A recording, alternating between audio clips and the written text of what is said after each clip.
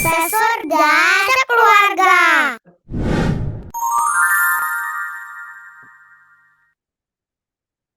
Bismillah, salatu wassalamu ala Rasulillah. Assalamualaikum warahmatullahi wabarakatuh.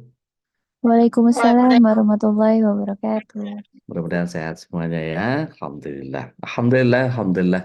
Hamdan jiddan, hamdan katsiran thayyiban mubarakan fik.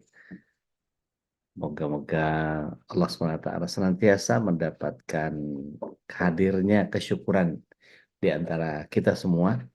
Dan salawat serta salam semoga senantiasa tercurah kehadirat Rasulullah SAW berikut para keluarga, sahabat dan para pecinta risalah dan syariat beliau hingga akhir zaman. Mudah-mudahan kita yang hadir pada kesempatan malam hari ini atau yang nanti menyaksikan tayangannya, mudah-mudahan Allah senantiasa berikan hidayah, dirahmati, dan kita mendapatkan syafaat dari Rasulullah SAW. Amin ya Allah. Ya Rabbal Alamin. Kita sekali lagi banyak bersyukurlah karena kita dilahirkan oleh Allah Tabaraka wa Ta'ala dari perut ibu kita dari generasi yang terbaik. Kuntum khairu ummah ukhrijat linnas ta'muruna bil ma'ruf wa yanhauna 'anil munkar. Kita adalah umat terbaik yang kemudian diminta oleh Allah Subhanahu wa Ta'ala untuk menyampaikan kebaikan dan menghindari keburukan-keburukan. Seperti biasa, kita mampir dulu ke Promol Infak, kita tambahkan angka 9. Saya hanya sekedar mengingatkan bahwa kita nggak pernah tahu amal mana yang membuat kita pasti masuk surga. Bisa jadi karena sedekah kita, bisa jadi karena tilawah kita, bisa jadi karena catatan-catatan dari kajian-kajian yang kita buat. Bisa jadi karena dakwah kita kepada orang lain, mengingatkan hal-hal yang kecil. Dan malam hari ini, insya Allah Ustadz Ruli setelah sholat asar beliau akan bergabung bersama kita. Bikin ngiri posisi beliau nih, ada di Nabawi. Jadi mudah-mudahan nanti beliau bisa bergabung setelah asar. Baik, eh, kita hari ini atau malam ini kita akan membahas seri yang terakhir, seri yang ke-8. Di mana kita akan membahas tentang salah satu fitrah yang kemudian kalau kita pahami ini fitrah khuluqiyah, ya, fitrah moral, ya, fitrah yang disebut dengan fitrah khuluqiyah. Jadi akhlaknya. Jadi kalau fitrahnya ini adalah bicara fitrah akhlak, maka yang paling jadi PR adalah ketika kita orang tuanya, kita pamannya, kita tantenya adalah orang yang bertanggung jawab atas apa yang mereka hadirkan dalam konteks eh, family behavior kita yang ke-8. Jadi kalau kemudian fitrah yang ke-8 ini lebih kepada khuluqiyah, dari mulai anak-anak kita masih mumayyiz, maka kita harus mampu membuat mereka menunjukkan perilaku yang jujur, amanah dalam berbagai situasi. Memang tidak sederhana ya, karena ketika kita sudah terbiasa memberikan satu kebohongan, itu mereka tidak perlu belajar dari ahlinya, tetapi cukup mereka melakukan copy paste terhadap apa yang mereka eh, jalankan, yang mereka lihat sehari-hari dari apa yang dikerjakan oleh orang tuanya. Misalnya, ketika si anak bareng sama bapaknya, eh, pengen bikin kong kali kong sama anaknya tentang posisi. Bapaknya ngajakin anaknya beli bensin terus mampir ke toko di mana ibunya nggak suka toko itu disamperin sama suaminya misalnya. Misalnya toko vape gitu ya, toko apa, toko vape gitu ya. Bapaknya suka nge-vape di belakangnya istri. Nah, anaknya karena kurang canggih nih, eh, bapaknya kemudian dia kong kali kong sama anaknya. Nanti kalau mama telepon jangan bilang kita ke sini ya, bilang aja masih ngisi bensin gitu. Maka ajaran-ajaran begini dicamkan oleh anak kita. Jadi ketika eh, menangkap dengan pola yang ada di pikirannya ketika dia belum memayis, oh bapak itu bohong ya ke mama ya soal ini gitu kan ya. Ini sama persis seperti ketika seorang ibu yang tidak menginginkan anaknya menerima telepon dari salah satu rekanan mereka misalnya. Contoh sederhana ketika ada apa namanya telepon station gitu ya di rumah, yang kemudian kalau kita eh, terima telepon itu biasanya anak-anak kita yang baru belajar ngomong, baru belajar berkomunikasi, biasanya seneng banget tuh. Biar aku yang telepon, aku yang angkat, aku yang angkat. Dan kita ajarin kan, eh, angkat halo, kemudian jawab salamnya, Assalamualaikum, Waalaikumsalam. Mau bicara sama siapa? Kalau kemudian si ibu menghindari salah satu eh, kerabat gitu misalnya, siapa Budi Narti misalnya gitu ya, katakanlah begitu, nggak ada Budi Narti di sini ya, adanya Budi Darmi. Budi Narti begitu telepon, halo, Waalaikumsalam, dari siapa, mau ngomong sama siapa, begitu dibilang mau ngomong sama mama, terus eh, tanya siapa, ini siapa, Budi Narti, oh Budi Narti, begitu spontan ibunya langsung bilang mama nggak ada, mama nggak ada. Maka otomatis si anak yang masih polos ini mengatakan kata mama, mama nggak ada. Waduh, itu kacau itu. Itu rusak itu. Waduh, gitu langsung terpaksa. Wah, lari cepat-cepat. Maaf anak-anak, gimana, gimana, gimana. Padahal, sebel banget gitu. Eh, itu mengajarkan kebohongan yang seperti itu juga tanpa sadar kita ngajarin anak. Gitu. Nah, kemudian bagian yang membuat anak kita harus mengerti dan menjalankan nilai-nilai sopan santun dan etika. Saya nggak tahu kalau di zaman saya kecil dulu gitu ya. Kalau ibu-ibu sekarang saya nggak tahu seperti apa, kita sharing aja nanti. Em, Kami dibiasakan untuk memegang ujung jempol kita itu ya, bahkan kalau bisa ditumpu dengan tangan kiri gitu ya. Terus kemudian jempol kita majukan, taruhnya di depan lutut gitu sambil kita agak sedikit membungkuk gitu ya. Sebagian ulama menyatakan berukuk itu bolehnya cuma sama Allah, nggak boleh sama manusia. Tapi itulah urfiyah, itulah adat yang kemudian di kita begitu. Maka orang yang eh, sopan itu dianggapnya melakukan yang begitu gitu. Tetapi memang ada tempatnya. Nah, di zaman dulu masih zaman feodal, saya ingat betul bagaimana keluarga kami itu kalau ketemu sama eyang itu melakukan dodok. Melakukan dodok itu jalannya sambil jongkok. Dan itu melelahkan betul loh gitu. Kami keluarga itu boleh mendekat ke eyang itu kalau kemudian posisinya seperti itu. Tapi kalau di rumah enggak gitu. Kalau di Karasidennya karena eyang kami itu patih di Gemuk Emas di Besuki gitu ya, Patih Besuki. Apa kalau sekarang Karasidenan apa ya? Apa nggak tahu. Koreksi saya kalau keliru. Em, Begitu kami lakukan itu untuk hormat, untuk santun kepada orang. Itu Islam juga mengajarkan kalau kita baca kitab Adabul Mufrad, kepada siapa kita menyapa, pada kondisi apa kita melakukan sapaan, kepada bertemu dengan orang tua, maka yang muda menyapa yang tua atau bersalam lebih lebih dulu. Yang berkendaraan kepada yang jalan kaki, yang berjalan kepada yang duduk. Nah, itu diajarkan. Dan kalau kita belajar Adabul Mufrad, saya sarankan kepada Bapak Ibu untuk belajar 3 kitab minimal. Adabul Mufrad untuk ngebentuk akhlak, kemudian dalam konteks yang ini ya, malam ini ya, Fitrah Khuluqiyah ini. Kemudian yang kedua Riyadhus Shalihin, kemudian yang ketiga Arba'in Nawawi. Tapi mohon cari yang kitab syarahnya. Jadi kitab syarah itu kitab penjelasan.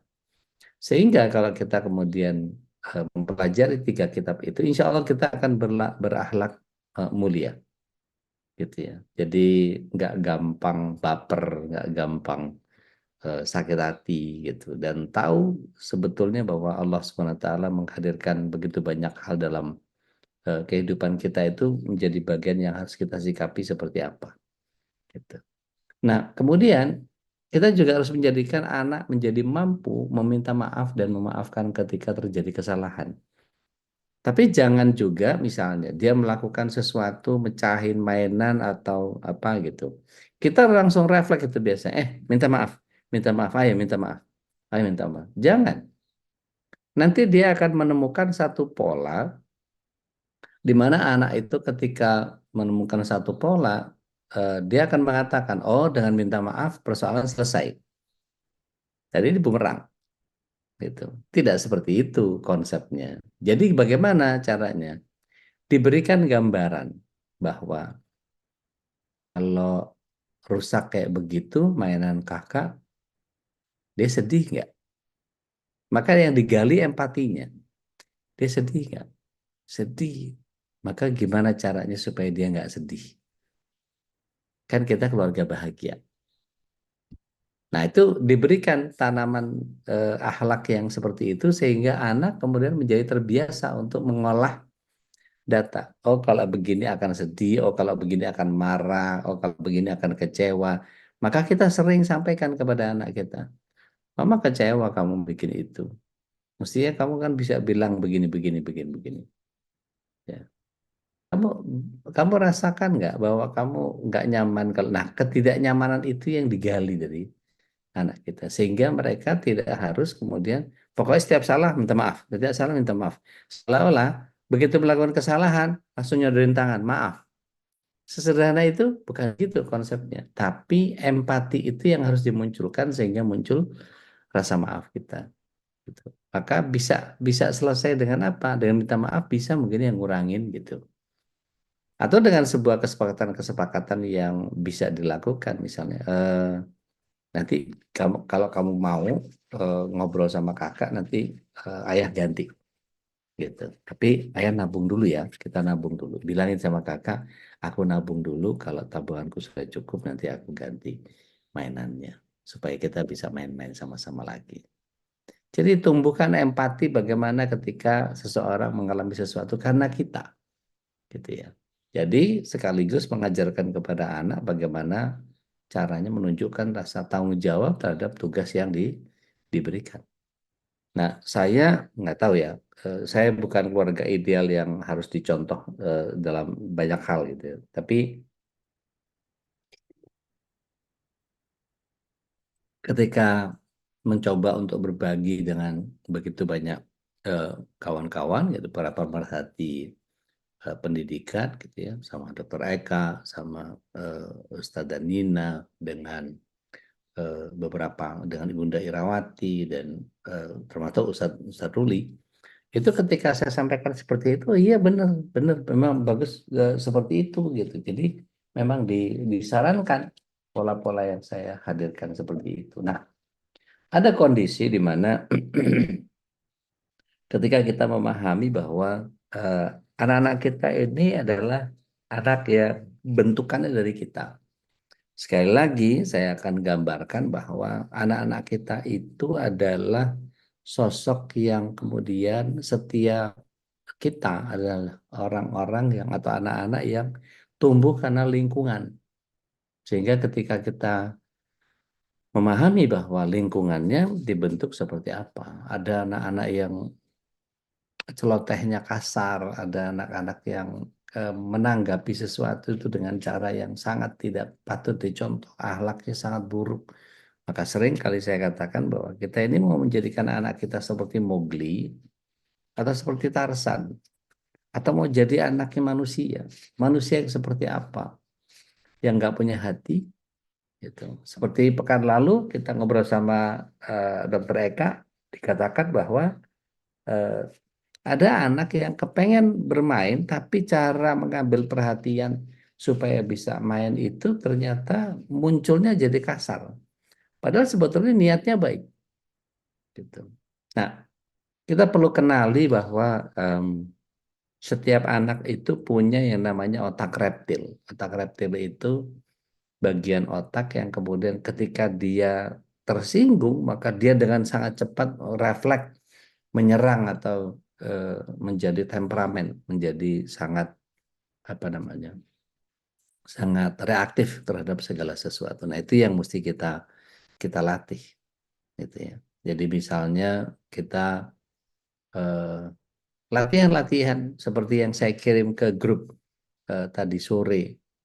Eh, Kalau ada orang yang kemudian berselisih pandangan dengan kita, ada orang yang berbeda pendapat dengan kita, misalnya contoh yang saya berikan itu ada anak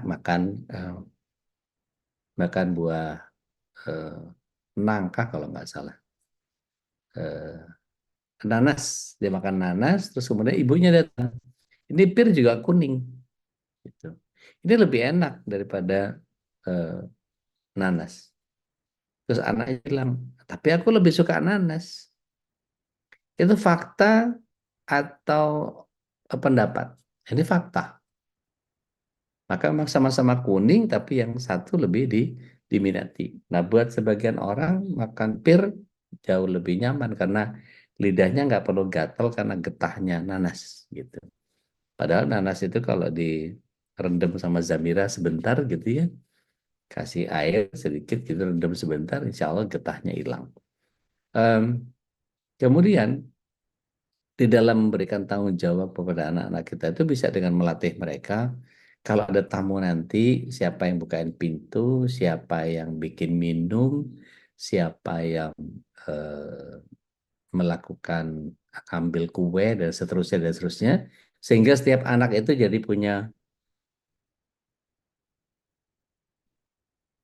tanggung jawab masing-masing, sehingga mereka menjalankan seperti apa yang kita sudah latihkan kepada mereka.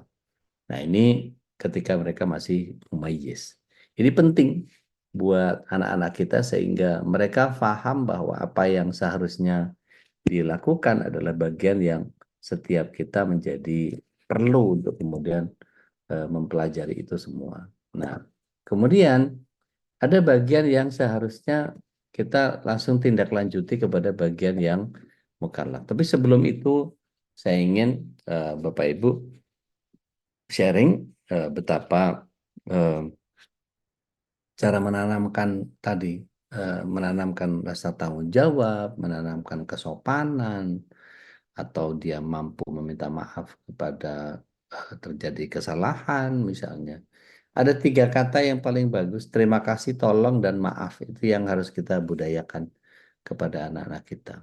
Sehingga mulai dari kejujuran tadi, ya, mengerti dan menjalankan niat-niat yang nilai-nilai kesopanan, kesantunan, dan etika itu nanti sampai menjelmanya bagian apa yang mereka kerjakan terhadap Allah Tabaraka wa Ta'ala. Jadi contoh sederhana misalnya ketika seseorang pakai baju menuju ke masjid gitu ya. Pakai baju menuju ke masjid itu kan mestinya betul-betul bisa dia pilih mana yang paling pas gitu. Sehingga pada saat dewasa dia tidak akan pernah berani pakai kaos bolanya ke masjid gitu. Karena dia punya nilai kesopanan menghadap Allah Tabaraka wa Ta'ala. Giliran pesta bisa pakai batik yang jutaan. Giliran ke masjid pakai baju partai atau pakai baju family gathering nggak tahu berapa berapa tahun yang lalu gitu. Taib, saya buka kesempatan untuk sharing Bapak Ibu kalau ingin menanamkan kepada para mumayyiz ini yang masih belum balik, belum terbebani dengan apa eh, syariat gitu ya. Mungkin ada kiat-kiat yang dikerjakan oleh Bapak Ibu yang bisa kita serap, mungkin cara itu mungkin bisa lebih lebih kita bisa gunakan atau seperti apa. Monggo, silakan. Silakan Bapak Ibu kalau mau sharing.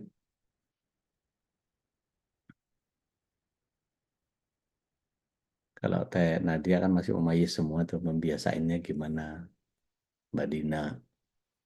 Udah Darmi kan anaknya udah gede-gede semua dulu. Kalau ngenang itu gimana tuh?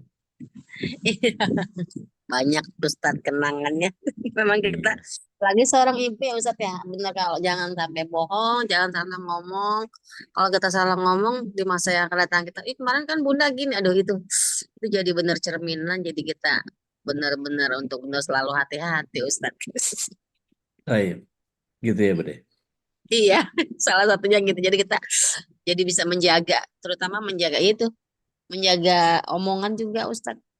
Itu Hmm, yang saya rasain. Saya harus hati-hati, bertindak hati-hati, memberi contoh. iya, Karena jadi mereka yang dilihat yang kita lakukan memang Ustadz. iya perjuangannya kan apa namanya? Perjuangannya kan eh, tidak hanya persoalan kita ngajarin anak, tapi kita sendiri sudah sedang memperjuangkan iman kita gitu kan ya. Iya, betul. Betul. Itu PR juga itu. Iya, betul. Kadang kita kan turun naik juga Ustadz ya. Saat kita futur misalkan. Hmm. Duh, jadi ingat, oh, ntar gimana dengan anak saya. Bener-bener Ustadz sesuatu banget. Ada kiat khusus nggak, Bude?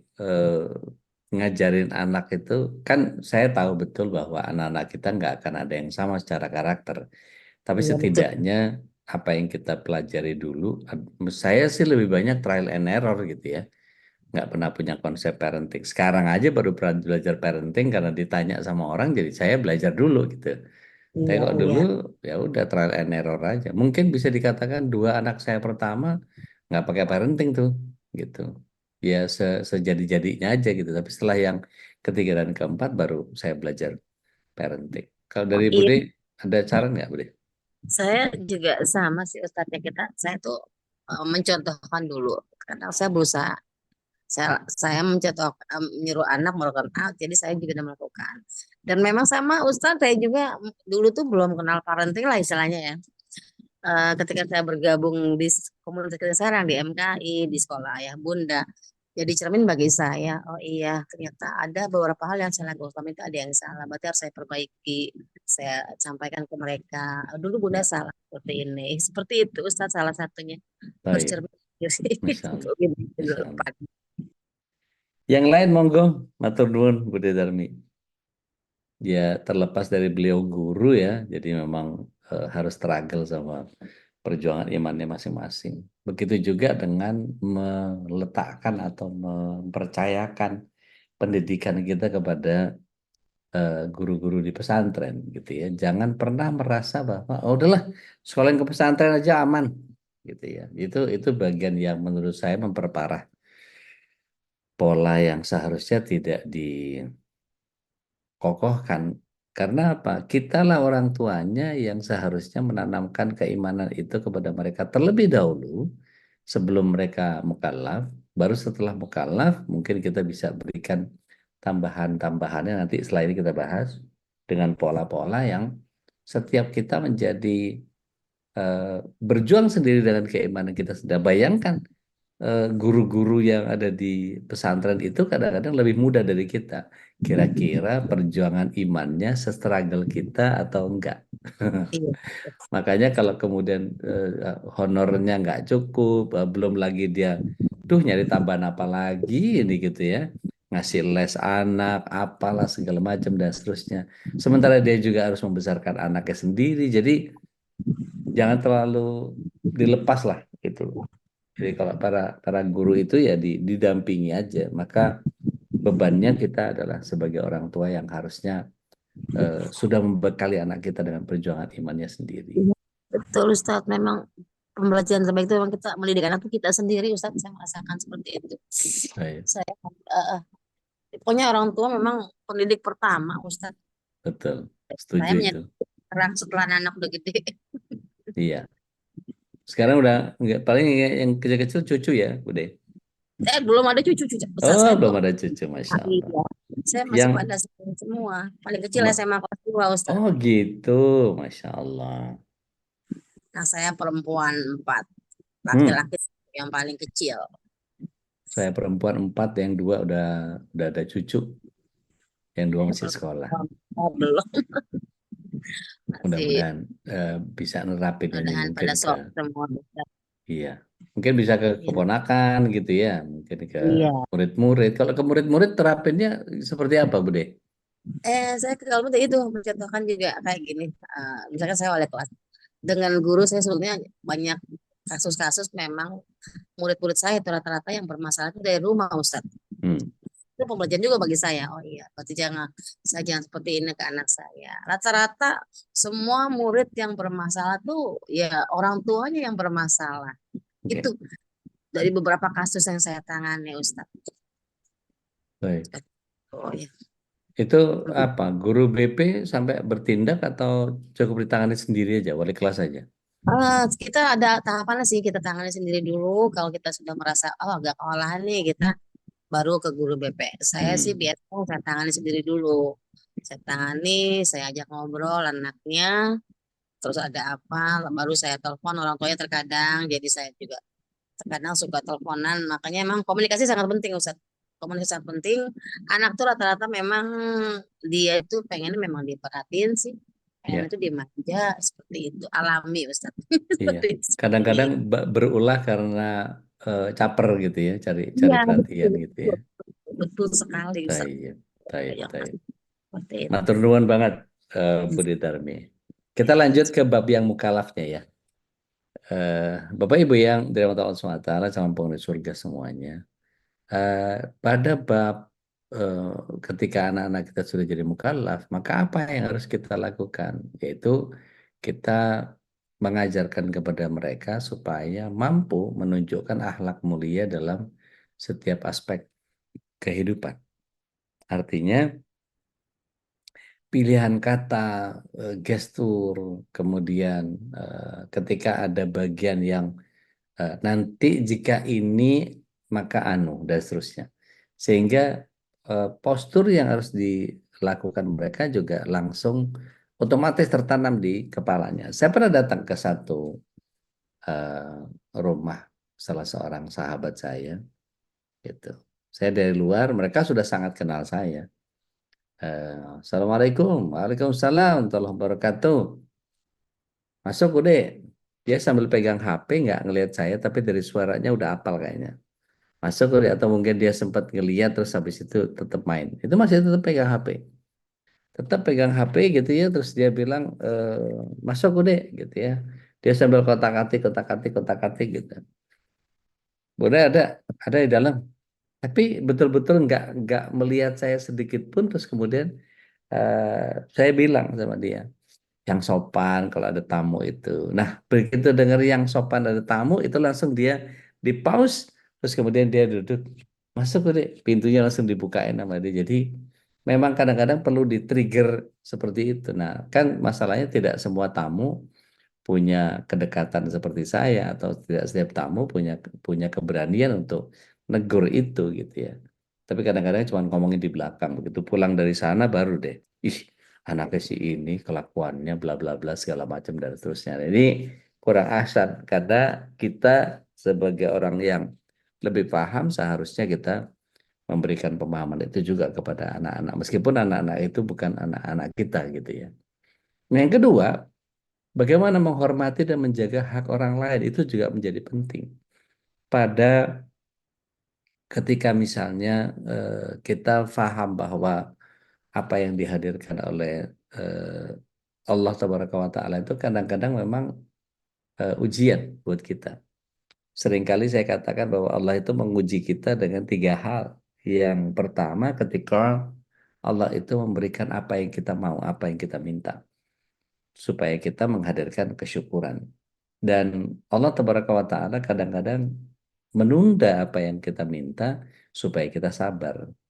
Dan yang terakhir Allah SWT kadang-kadang menguji kita dengan sesuatu yang tidak diberikan sesuai dengan apa yang kita minta. Untuk apa? Supaya kita yakin bahwa keputusan Allah adalah yang terbaik. Nah, ini bicara tentang bagaimana kita memahami atau memahamkan kepada anak-anak kita bahwa ketetapan takdir itu sebetulnya seperti apa kedudukannya.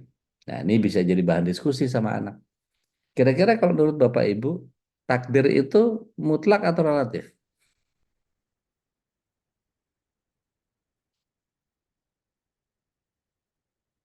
Ada yang bisa diajak ngobrol nggak nih? Kira-kira takdir itu mutlak atau relatif? Mas Nandra juga nggak apa-apa loh ikut komentar. Silahkan. Nggak usah takut salah, ngobrol doang mah. Silakan. Ada Ustadz Kholis juga nih, ada Mas Selo juga. Baik. Mutlak dari Allah, Ustadz, tapi relatif Relatif kali ya. tergantung ikhtiar kita. Tapi ada yang bisa diubah dengan Nah, doa. itu seru tuh. Jadi di pemahaman saya, takdir itu mutlak untuk kita. Tetapi dari sisi Allahnya dia relatif karena kita punya variabel untuk bisa mendorong perubahan takdir itu sendiri. Jadi maksudnya gini, ketika Allah tetapkan kita sebagai seseorang yang terjadi ini dan itu segala macam dalam perjalanan hidupnya, tapi kita kemudian punya pilihan untuk kemudian mendewasakan diri dengan mempelajari begitu banyak hikmah gitu ya. Kalau kita, ini Ustadz Ruli sudah masuk. Alhamdulillah. Assalamualaikum Ustadi. Waalaikumsalam warahmatullahi wabarakatuh. Masya Ustaz, Kapten. Allah, Masya Allah, Alhamdulillah, Alhamdulillah. Dingin Ustaz di sana, Ustaz? Panas, Ustaz. Oh, Panas. masih panas ya? Masih panas ya? Kemarin Madinah 48, 47, 48. Kalau Masya Makkah sih, Allah. Makkah lebih inilah, lebih adem Oh sedikit. gitu. Biasanya Iya, kebalik Madinah yang lebih iya, lebih dingin biasanya kan? iya, Masya Allah. iya, biasa. Ini Madinah itu anginnya panas banget, Ustaz. Hmm. Anginnya panas, Ustaz. Padahal Tapi ini sudah bagus, Ustaz. masuk Jadinya semua pada di masjid. ngadem ya. Jadi ngadem. Iya, ya minimal ngadep dengan niat itikaf kan dapat baik juga kan. Ada alasan untuk berlama-lama di masjid ya, Masya Allah. Betul, betul, betul, Baik, betul. Ustaz. Tadi saya sekilas mengurai tentang yang dibahas pada kondisi ketika seseorang itu masih mumayyiz. Jadi Ya, fitrah khuluqiyah ini memang harus ditanamkan sejak sejak kecil. Nah, tinggal menerapkannya ketika eh, ada anak-anak yang biasa bohong gitu ya. Lama-lama dia menganggap kebohongan itu jadi kebenaran. Nah, ini nggak bisa bicara jujur. Kan artinya di keluarga memang ada pesan-pesan sponsor supaya mereka bisa bohong gitu. Itu eh, Mbak Dwi mengatakan seperti itu. Ketika disampaikan bahwa perilaku anak ini efek dari input yang dia dapat, keluarganya tersungging pasti gitu kan. Dan ini malah tersinggung kuadrat malahan gitu. Jadi ketika kita memahami bahwa ada bagian yang bisa kita sikapi itu ketika sudah masuk ke era mukallaf itu apa yang sebaiknya kita harus lakukan? Zat? Ersat. Bismillahirrahmanirrahim. Ayah bunda semuanya semoga Allah berikan kemudahan dan semoga Allah segera undang ke Baitullah, insyaallah. Amin. Eh, Amin. jadi gini, dalam konteks khuluq ini, di konteks akhlak ini ada dua yang sering kita tuh kalau orang Jawa bilang jumbo, Ustaz. Jumbo Hmm. itu masih ini antara baik dan benar. Ya, Nah, Sumir. kadang-kadang kita lebih memilih baik, tapi tidak memilih benar. Hmm. Ini yang kadang-kadang akhirnya jadi masalah di belakang hari, ya Oke. kan? Kalau ada orang Jawa bilang geroh pantes, nggak apa-apa bohong, tapi bohong yang pantas. Nah, Hmm. ini yang kata tadi rasa tidak enak, rasa tidak enak. Jadi akhirnya nantinya ke depannya ini menjadi bumerang sebenarnya di belakang hari ketika anak-anak lebih memilih hanya titik itu menjadi baik tapi tidak menjadi benar.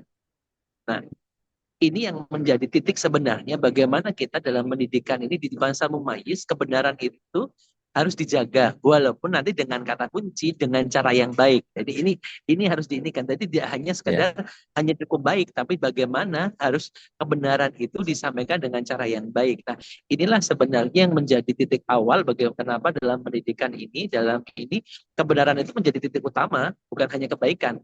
Kebaikan itu kan bab adab. Kebaikan itu bab adab, babnya nanti nyambungnya ke ilmu. benar itu babnya bab iman. Nanti nyambungnya kan nanti Hmm. pokoknya akhlak itu kan yang babnya bab iman. Makanya Ya. ini menjadi penting sekali mengomong bab ilmu dan adab ini, nanti bab adab dan akhlak ini nyambungnya adalah bagaimana pada tauhidnya, kan gitu kan. Oke. Kalau ini kan jadi titik kuncinya nanti di tauhidnya. Ini yang menjadi titik ini. Mungkin gitu Sati pengantar. Baik. Eh, bahkan ada sebagian anak-anak yang kemudian menutupi kebenaran dengan pura-pura baik. Nah, Nah, itu jadi parah bener kalau sudah begitu, Ustaz. nah, itu kan berarti kan gini, anak-anak itu kan melakukan sesuatu pasti ada contohnya. Nah, ini nih problem lagi Ya kita. kan? Kalau miraah kan seperti cermin. Ya, Nah, kalau di cerminnya celemongan, ya jangan cerminnya yang dibelah dong gitu kan. ya, ya, Buruk ya, muka cermin dibelah kalau kata kata orang-orang pantun kan ya. gitu kan. Jadi ketika ini kita harus pada titik ini dulu. Yang paling ini kan kita harus pilih. Bagaimana kenapa mereka menutupi kebenaran itu dengan sesuatu yang baik misalkan. Berarti kan satu, mereka berarti takut salah. Takut salah itu benar, tapi tidak mengakui kesalahan itu salah. Itu tidak benar gitu kan. Takut salah itu baik gitu kan. Takut salah itu Ya. baik. Tapi ini menjadi masalah adalah ketika mereka menutupi kebenaran dengan kebaikan karena mereka nggak mau disalahkan. Nah ini loh, bahwa Hmm. mukallaf itu nanti kalau kita bicara mukallaf, bicara pada titik bagaimana dia menjadi orang yang taklif, menerima beban taklifah, itu adalah orang-orang yang berani mengaku kesalahan. Berarti kan orang-orang yang berani salah gitu loh. Ya. Kalau bahasa bercandanya masih banyak kok kesalahan yang belum dicoba kan gitu kan. Nah, Dalam ya, artian ya, apa? ya. Dalam artian bukan berarti kita harus salah terus, tidak, tetapi bahwa nggak apa-apa, salah itu sesuatu yang boleh, dan juga jangan akhirnya menjadikan anak kita itu kayak di hari ini tuh kan kadang-kadang kita juga jadi agak masalah ketika kebenaran anak kita yang 90 dan anak kita yang salah 10 yang diungkitkan yang 10 ya. Kamu itu kemarin begini-begini. Padahal kebaikannya juga banyak. Nah, ini loh dalam Ya. artian apa? Kan tidak baik. Jangan sampai akhirnya di note terus. Ini yang jadi sering kali adalah anak-anak itu tidak merasa nyaman ketika yang di note adalah ketidakbaikannya. Hmm. Dan akhirnya mereka menganggap udahlah daripada begitu, mendingan Ya. saya apa namanya bohong aja, Ya. biar tidak ini kan. Nah ini jadi Bikin intinya di pencitraan sini. ya. Betul. Dan di sisi lain kadang-kadang sering kali saya bilang tadi ini itu karena ada contoh. Mereka itu tidak Ya. akan melakukan sesuatu. Insting kita, insting anak-anak itu adalah mereka nggak takut salah. Ya. Intinya mencoba terus kok. Tapi mereka itu melihat respon lah. Ini sekarang akhirnya menjadi masalah adalah ketika mereka direspon secara responnya begini. Saya pengennya responnya begini. Ya udah, aku manipulasi saja seperti itu. Itu yang kemudian jadi membentuk karakter seseorang itu, Ustaz ya. Betul. Justru ini Dalam poin yang paling membentuk karakter sebetulnya kalau dari sisi pembahasan kita tentang family behavior dari yang pertama sampai yang terakhir ini menjadi titik apa namanya? Titik awal justru kalau saya bilang. Karena betul. penghormatan dan penjagaan hak orang lain itu kan juga harus ditatar juga kan, harus di training juga ke mereka kan. Ya. Nah, ini nanti akhirnya gini, ini akhirnya gabungannya adalah bagaimana akhirnya pada konsep diri kan, pada konsep diri. Jadi konsep diri salah satunya sebelum ngomong hak orang lain, dia harus tahu juga haknya dia sendiri. Bagaimana dia tahu hak dia pribadi. Nah, ini menjadi titik bagaimana ternyata proses mengenalkan hak orang lain itu juga harus diketahui dengan hak dirinya sendiri. Bahwa dia sendiri tentang konsep diri segala macam menjadi clear. Ini menjadi salah satu titik awal bagaimana sebenarnya orang tua kita hari ini harus memastikan anak-anak punya konsep diri dan konsep memahami tentang diri. Nah, ini menjadi titik yang harus dipahami. Jadi jangan sampai akhirnya mereka tidak tahu dengan konsep dirinya. Nah, ini atau dengan kepemilikan diri. Jadi kepemilikan Ya. itu ngomong dalam ini itu kan ada ini kan. Dalam hadis itu, dalam hadis arba'in itu kan tidak boleh menyakiti diri dan orang lain. Diri sendiri. Pertama dari diri. Rasulullah itu menyampaikan bahwa dari diri dulu baru orang lain, ya kan? Tidak boleh merusak diri sendiri dan orang lain kan? Bola itu kan ininya. Dan Ya. tapi konsepnya ternyata dari diri kita dulu. Apakah anak-anak ini yang kadang-kadang kita lupa. Anak-anak diajari berbagi, tapi tidak diajari menjaga diri. Nah, ini nanti ada sambungannya sebenarnya. Kenapa? Karena nanti jangan sampai mereka lebih pada ketidakenakan. Gak enakan, apalagi Jadi kita orang altruisnya kebangetan. betul, sangat, sangat. Dan itu kadang-kadang di apa ya, dijelasi bahwa kan wong Jawa. Nah, kan kita itu orang Hmm. timur. Bukan begitu juga gitu loh. Ya, Ini ya, bukan ya, masalah timur barat ya. apa namanya selatan atau utara gitu loh. Ini bukan masalah itu, tapi bahwa ada kebenaran dan kemudian kita harus bisa bisa bisa apa namanya menetapkan kebenaran menjadi standar. Kemudian bahwa caranya aja yang harus baik kan di situ kan tentang cara, bukan tentang akhirnya ya udahlah nggak apa-apa lah yang penting baik lah. Ini kan repot jadinya. Ya. Kalau pakai orang timur, nanti orang NTT juga ngakunya orang timur, Ustaz. Nah, ya, itu repotnya Padahal, saat itu. padahal kasar-kasar. Timurnya mana ini? Kalau kita lihat ke komitmen pada nilai kebenaran, keadilan, dan integritas itu ngebentuknya kira-kira seperti apa konkretnya, Ustaz? Oke, jadi awalnya saya pastikan, nah ini dimulai dari ngomong itu ngomong dari apa yang dimasukkan, ya kan? Orang tua memastikan harus apa yang dimasukkan dalam perut-perut anaknya adalah sesuatu yang halal. Dia harus melihat dari situ. Bab integritas itu dimulai dari tumbuhnya daging itu dari mana. Otomatis itu menjadi satu titik utama yang tidak perlu, yang yang tidak bisa ditawar kan begitu kan, tidak bisa ditawar tentang bab itu yang pertama. Kedua tentang tadi bagaimana mereka belajar tentang konsep diri. Konsep diri akhirnya bahwa dia hamba Allah. Jadi kan saya sering sampaikan pada di apa bedanya kalau di sekarang ya pelajaran kelas 1 anak SD. Apa sih bedanya sekolah dan sekolah negeri atau sekolah Islam saya bilang. Pendidikan sekolah negeri mengatakan aku adalah ruli. Ini yang harus kita rubah. Aku adalah hamba Allah. Ini yang harus dikelirkan. Jadi dari awal memang pemahaman dia sebagai seorang hamba itu menjadi clear. Bahwa hamba Allah, bahwa nanti pada titik tertentu, bahwa semuanya kita itu adalah nantinya apa? Ada muraqabatullah di situ, ada pengawasan Allah di sana. Ini menjadi titik bagaimana mereka akhirnya sadar, oh ternyata saya itu begini ya, saya itu ternyata begitu ya. Ini yang menjadi penting sebenarnya. Jadi ini yang perlu diinginkan. Jadi memang penyadaran terkait dengan tauhid ini menjadi pelajaran pendidikan tauhid menjadi sesuatu yang sangat utama bagi anak-anak. Walaupun harus dikelirkan juga, tauhid bukan dalam konteks ilmu alat ya. Ini harus diklir. Kadang-kadang kita itu terjebak bahwa ketika ngomong tauhid dijebakannya adalah ilmu alat gitu loh. Tauhidnya apa nih? Uluhiyah, rububiyah, asma wa sifat atau misalkan sifat 20. Bukan itu, tetapi bahwa anak-anak juga anak-anak itu harus memahami bahwa ada Allah yang mengawasi kita, bahwa dia adalah hamba Allah. Walaupun pada titik ini dia nggak ngerti konsep Allah itu kayak gimana. Cukup hanya mereka dikasih tahu, kemudian ketika semakin besar di ayat-ayat kauliyah, ayat kauniyahnya disampaikan, nah itu menjadi bagian yang nanti tidak menjadi titik lanjutnya lagi. Nah ketika dia sudah merasa menjadi hamba Allah, nah kemudian berikanlah mereka pengetahuan tentang adab. Ajari adab. Adab itu tentang cara ya. Kalau kita ngomong adab itu kan tentang sesuatu yang pas pada tempatnya. Nah, gitu. Kemudian dari situlah nanti ilmu kan anak-anak itu nggak tahu tentang akhlak, anak-anak itu tentang adab saja. Di bawah 7 tahun itu ngomongnya adab, karena keimanannya belum tumbuh kuat. Jadi setelah nantinya di mumayyiz ini keimanannya mulai tumbuh, disinilah kita mulai bahwa iman itu akan berbuahkan dengan akhlak-akhlak yang baik. Nah disinilah nanti di sini. Jadi ini semua perlu contoh. Jadi anak tidak hanya dikasih makan yang halal, tapi juga contoh yang terbaik. Dan cukup menjadi manusia saja, tidak perlu jadi Ustadz saya itu kan manusia lemah, saya itu banyak kurangnya. Jangankan situ, saya juga sama. Jangankan situ kan. Tas jauh.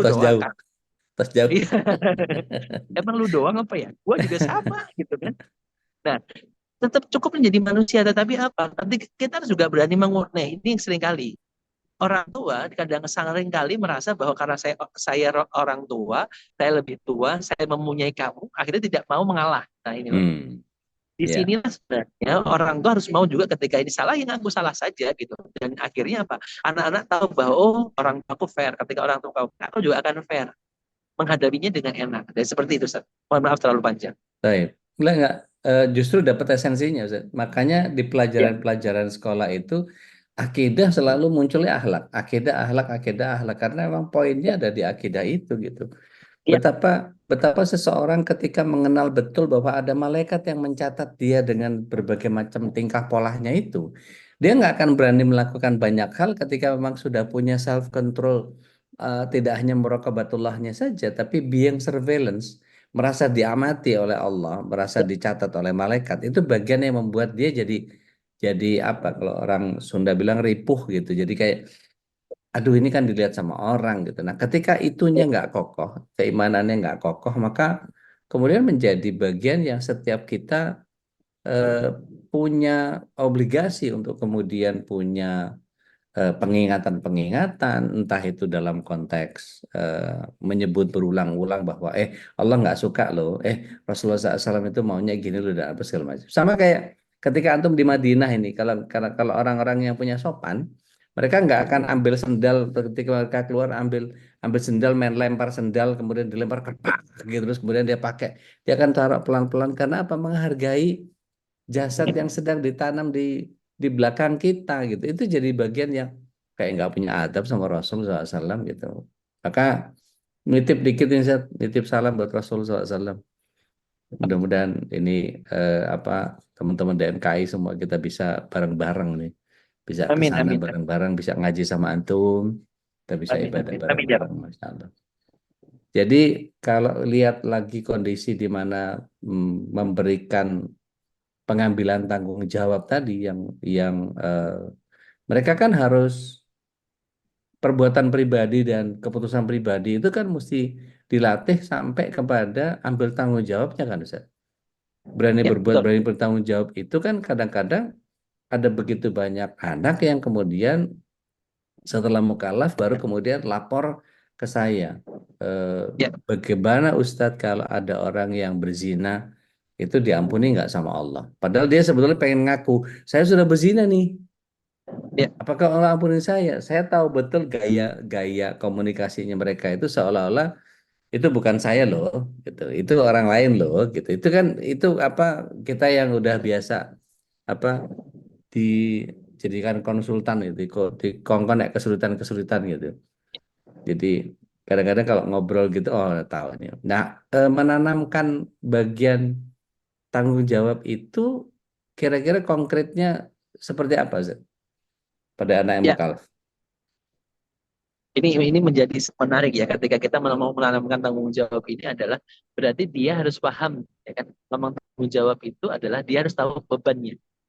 Nah, makanya disebut sebagai mukallaf. Mukallaf itu orang yang sudah siap menerima beban. Ya, Orang mukallaf taklif. itu orang yang sudah taklif itu adalah orang-orang yang sudah siap menerima beban. Berarti kalau kita ngomong bahwa dia sudah siap menerima beban, dia tahu beban apa yang harus ditanggungnya. Ini menjadi penting bahwa ini satu apa heroisme ya. Heroisme itu perlu ditanamkan pada anak-anak. Bahwa Ya, menjadi seorang muslim itu adalah seorang hero. Bahwa Nabi itu seorang hero.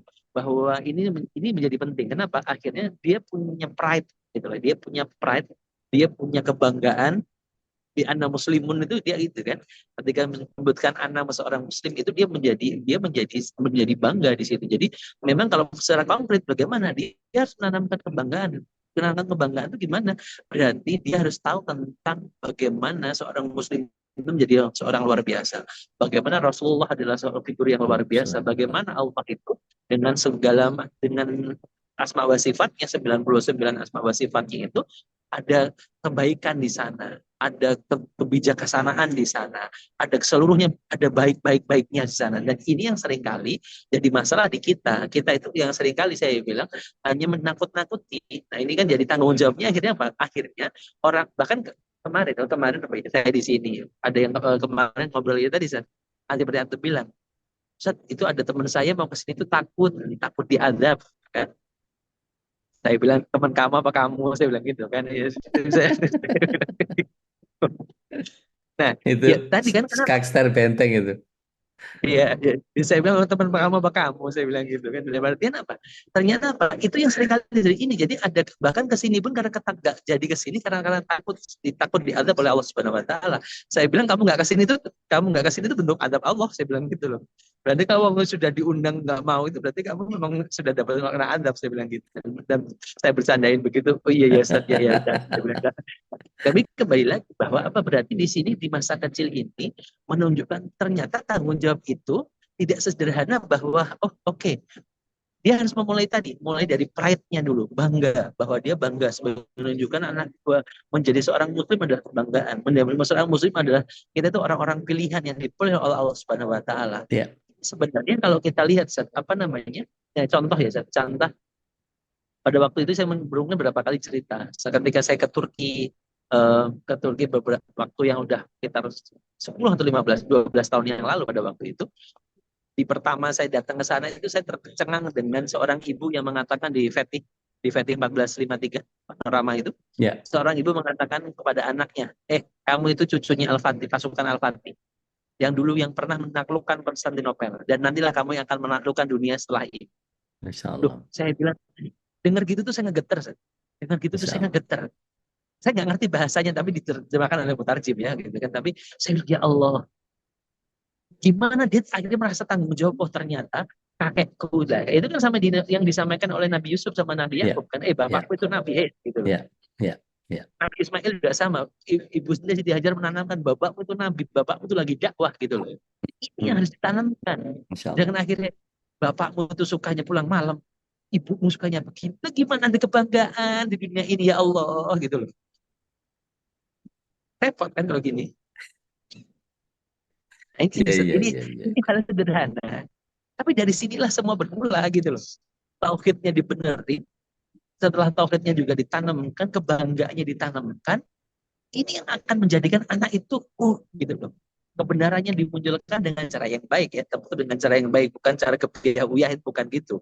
Nah itu Ya. akhirnya inilah Masya Allah, itulah pemuda-pemuda harapan itu kayak begitu. Gitu. Masya Allah, Masya Allah, Masya Allah. Ini sepertinya mesti menggali lagi soal bagaimana Ali di usia berapa mendapatkan keislaman, bagaimana Muhammad Al-Fatih, bagaimana pembinaan anak-anak. Kalau Ustadz Budi Ashari itu menyampaikan bahwa pembelajaran anak-anak di bawah 10 tahun itu menjadi sangat powerful karena kita bisa menyaksikan betapa cemerlangnya masa ketika itu gitu, sampai Islam bisa merambah sampai ke 2/3 bumi, itu kan menjadi bagian yang wow, pakai rumus apa ya gitu. Ternyata rahasianya ada di situ, penanaman sejak mulai kecil itu.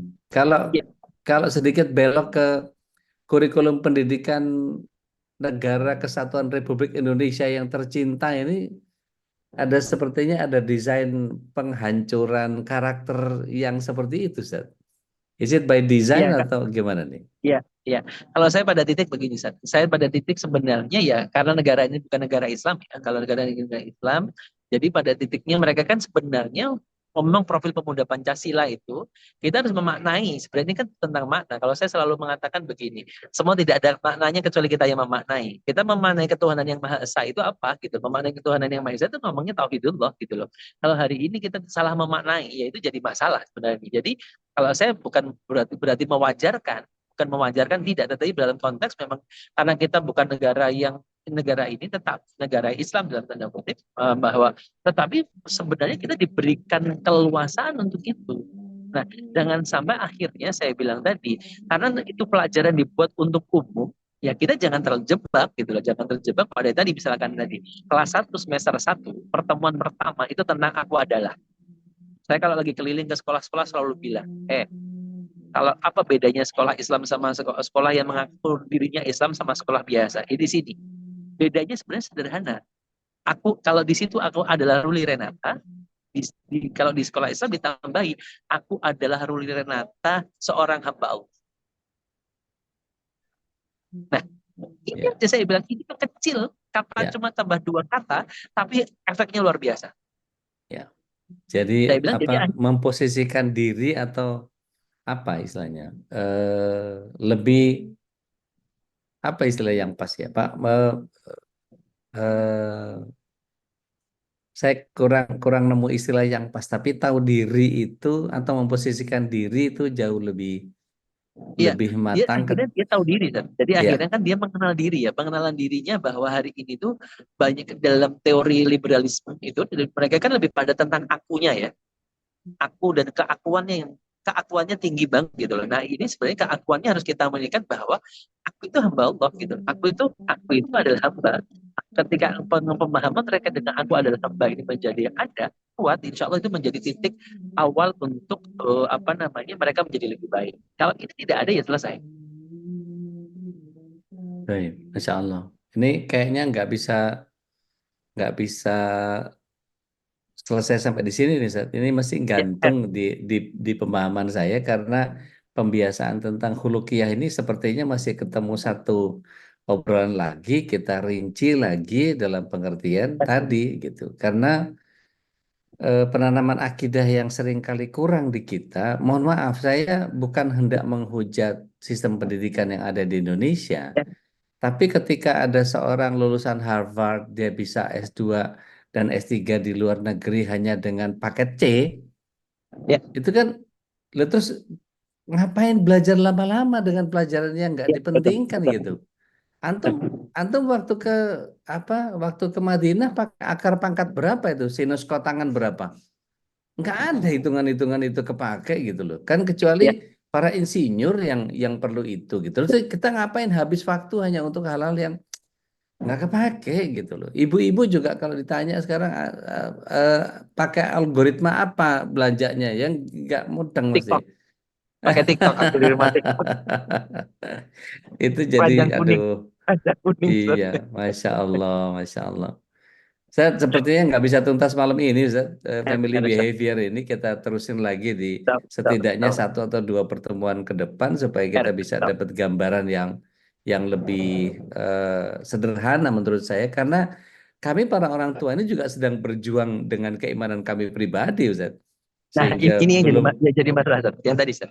Kita sedang berjuang dengan keimanan kita pribadi. Sedangkan ternyata ini menjadi titik saya bilang tadi kan. Keimanan berarti jangan-jangan kalau ngomong akidah, ada akidah kita yang sedang bermasalah sebenarnya. Bukan akidahnya nah ini anak-anak jadi kita ini. problem ini. Iya, kita aja belum kelar udah ngurus anak gitu kan ya. Jadi mana yang diduluin nih? Jadi ada apa namanya? Ada multi layer. Nggak tahu nih di layer yang keberapa kita mesti ngeduluin kita, mana yang mesti itu. Kita nggak tahu. Saya lebih senang kalau kita bikin apa semacam mutabaah gitu, sehingga Ya, orang lebih lebih terarah gitu ya. ya, Dalam ya, pengertian bukan mau mempersulit kita dengan standar-standar yang sudah ada, tapi lebih lebih kepada membuat kita menjadi on track gitu. ya, ya, Berkenan betul. berkenan ada sharing dari Dokter Eka nih, Zak. Ya, Monggo, Dokter Eka. Iya. Assalamualaikum warahmatullahi wabarakatuh. Ustadz Salam Ruli, warahmatullahi Waalaikumsalam warahmatullahi wabarakatuh. alhamdulillah bisa gabung. Ustadz Ruli, saya mau nanya nih pertanyaan saya minggu lalu sebenarnya sama Ude, cuma Ustadz berhalangan. Qadarullah. saya berangkat, Us saya sedang berangkat minggu kemarin. iya, Ustadz apa nih kayak tadi ya Ya. tentang perilaku anak gitu ya, Hmm. dan tentang orang tua yang jadi contoh. Hmm. Misal case yang sederhana deh, misalnya anak berkata kotor atau berkata kasar. Ya. Hmm. Mungkin nggak, misalnya si anak ini ketika usia 8 tahun, dia mulai tuh berkata-kata kasar. Terus orang tuanya tahu kondisinya, sudah dilaporkan oleh guru atau temannya atau siapa. Nah, tapi sampai usia misalnya si anak ini 10 tahun, ternyata perilakunya tuh tetap sama gitu, menetap. Misalnya tetap berkata kasar, malah akhirnya mungkin jadi tahu istilah-istilah pornografi gitu Ya, ya. ya, ya. Nah, Hmm. nah mungkin nggak sih ketika orang tua ini benar-benar sungguh-sungguh gitu ya, ngasuh anaknya, ngedidik, ngasih tahu gitu ya, anaknya tuh nggak berubah sama sekali gitu, atau misalnya berubah tapi mungkin tetap melakukan itu, atau nah kayak tadi anaknya mulai bohong, terus pada Ya. usia tertentu setelah selang berapa tahun anaknya sikapnya tetap sering berbohong gitu, dan orang tuanya beralasan udah sering ingetin, udah sering ngajarin, udah begini begitu, tapi Ya. anaknya emang kebawa temen-temennya. Nah itu gimana Ustadz? Ya, ini berarti kan kalau dalam tanda kutip ini di ujian dia sudah ngajarin adab, tapi dia tidak memberikan di ujian adab dia gagal. Kenapa di ujian adab ini gagal? Kenapa di ujian akhlak ini gagal? Berarti kan ada masalah kan? Masalahnya apa? Berarti kayak tadi anak-anak dia terlalu bawa oleh temennya. Berarti anak-anaknya labil dong. Kenapa anak-anaknya labil? Berarti anak-anaknya nggak punya kekuatan, ya kan? tidak bisa mengatakan tidak. Nah, tidak bisa mengatakan tidak itu masalah berarti kan. Nah, kenapa salah satunya? Karena figur otoritatifnya nggak ada, orang bapaknya tidak terlibat banyak di situ. Jadi sebenarnya banyak nanti kalau kita kaji akhirnya kok bisa nggak berubah gitu kan. Jangan-jangan di rumah juga hanya diomongin tapi emaknya sibuk dengan gadgetnya. Jangan ngomong gitu. Tapi lagi nonton Netflix gitu kan.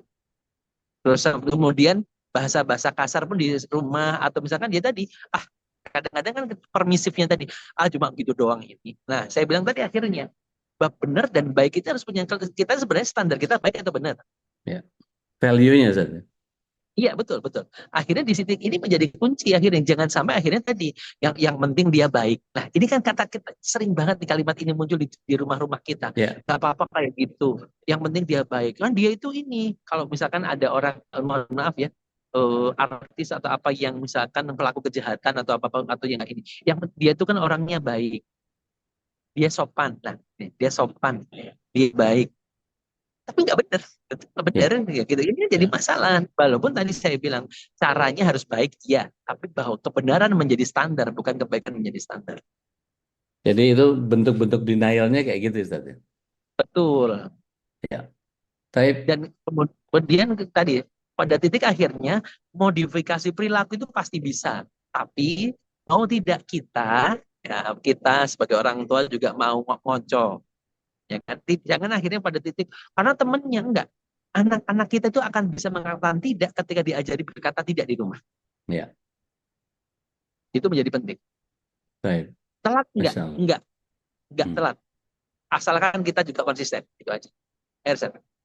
Baik, Masya Allah, luar biasa. Mudah-mudahan jazakallah khair Ustaz. Kalau hawanya di sini hawanya ada berapi-api, kalau di sini hawanya beda. Masya Allah. Iya, envy kita semua sama antum Ustaz, Masya Allah. Doakan sekali lagi, mudah-mudahan kita bisa kumpul bareng-bareng di sana, bikin kajian di Uhud, bikin kajian di Kiblatain gitu. Kita ke Kuba ngobrol di situ sambil ngopi-ngopi di sana juga enak gitu Ustaz. Ala kulli hal. Syukran, jazakumullahu khair. Mudah-mudahan Allah SWT ridho atas apa yang kita bahas pada kesempatan malam hari ini, dan Allah senantiasa terus berikan rahmat dan hidayahnya untuk kita semua. Jangan lupa bahwa apa yang Allah SWT berikan kepada kita, di samping kirinya Ustaz Ruli ada tromol infak yang Bapak Ibu bisa tambahkan angka 9 di akhir nominal infak. Sekali lagi, kita nggak pernah tahu dari amal mana kita masuk surga, dan mudah-mudahan anak-anak kita menjadi penerus MKI ini. Nggak perlu dikelompokin jadi MKI Kids atau apa gitu, pokoknya kita MKI ini ya ngumpul semua di sini ya semuanya gitu insyaallah. Hadanallahu wa iyyakum ajmain. Aku lu qauli hadza astaghfirullah wa lakum. Jadilah yang terbaik, selalu berikan yang terbaik biar Allah yang mengerjakan sisanya. Fa idza azamta fatawakkal 'ala Allah. Kami berdoa undur diri dari hadapan Bapak Ibu. Insyaallah pekan depan kita masih akan lebih dalam lagi membahas tentang anak-anak kita ini. Mudah-mudahan kita dikumpulkan oleh Allah SWT dalam mengarungi dunia yang kita akhirkan dengan sakinah mawaddah warahmah, dan kelak kita dikumpulkan lagi di surga. Amin. Allahumma amin. Hatallahu alaikum ajma'in. Aku qouli hadza astaghfirullah wa lakum. Kita tutup sama-sama dengan kafarat majelis. Subhanaka Allahumma bihamdik asyhadu an la ilaha illa anta astaghfiruka wa atubu ilaik. Barakallahu fiik. Assalamualaikum warahmatullahi wabarakatuh.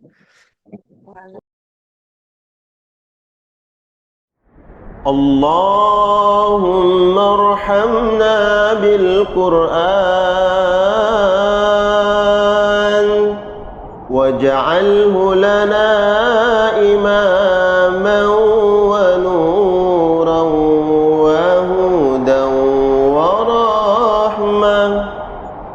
اللهم ذكرنا منه ما نسينا وعلمنا منه ما جهلنا وارزقنا تلاوته آناء الليل وأطراف النهار واجعله لنا حجة يا رب العالمين.